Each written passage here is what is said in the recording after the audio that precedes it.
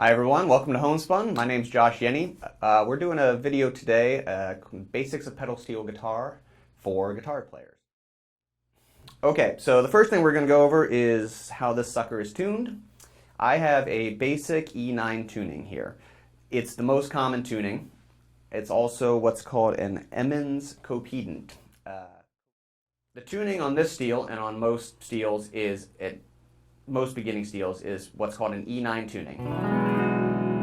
So if you know your theory, it's a dominant chord. It's a dominant 9 E chord, but it's got a major 7 stuck in.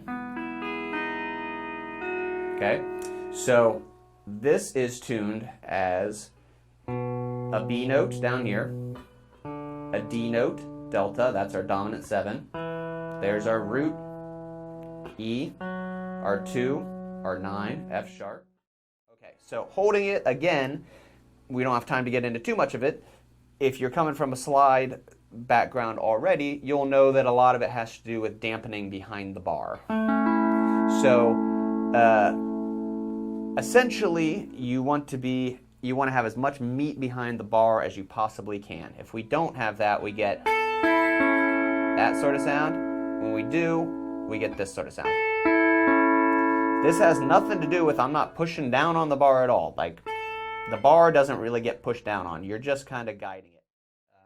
And it's what's called blocking or muting. And we don't have remotely enough time to do an entire video on it.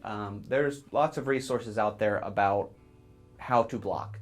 But in the end, you need to get some sort of technique to stop the strings so that we don't have all the time. We want to be able to always have.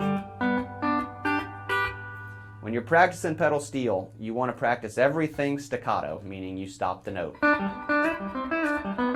If you can play stuff staccato, then it's really easy to play it legato, but it doesn't go the other way around.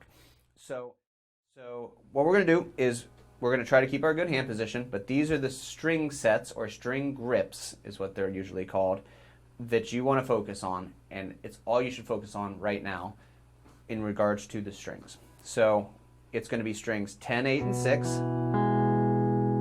Okay, so I'm going to start by putting my hand down, hopefully in my good position, and I'm going to put thumb on 10, first finger on 8, and middle finger on 6. That's my first string grip. My next one is 8, 6, 5. If you already know your E bar chord, it's in the exact same position. Okay, so I'll pick up the guitar here in a second and show you that if that doesn't make sense. So we have an E on open, just like, then I have an F, I have an F sharp. On my 3rd fret, I have a G major. This is no pedals, and this is just 8, 6, and 5. But I have a G major on all the string sets. All those string sets add up to a G major. Okay, so the bar moving up the fretboard here is exactly as if you're moving up your E bar shape. So this is usually one of the first bar chords that everyone learns. So, and we're going to show the left foot here. All of these that we're going to do are going to have to do with, we're leaving the B pedal down and we're lifting the A, or we're putting the A back on. Everything we're going to do, all of this timing, we're going to do it over a few backing tracks, all of which will be available to download with this lesson. It'll be exactly the same backing tracks. I'm going to show you some timings and some voicings of how to use this position. Okay, so here it is on steel. Again, I'm starting on the 3rd fret, open. You can choose any of those strings, 10, 8, 6, 5, 4, 3. Any of those string sets, any combination of those strings. And for right now, I wouldn't even worry about your volume pedal. Just think about getting our timing here. Here we go.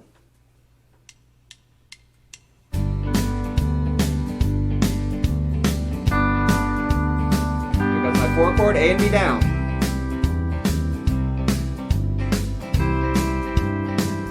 Up 2 frets with the A and B still down, as if I'm in that position. Back to the 3rd fret, open.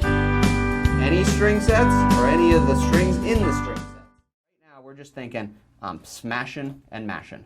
And it's going to sound something like this.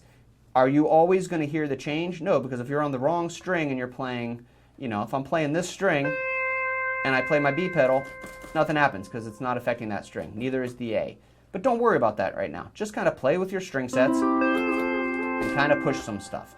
Now we're going to have the backing track played here, 1, 4, 5, and C, and I'm going to do just that, and I'm not going to think about anything, just smashy, smashy.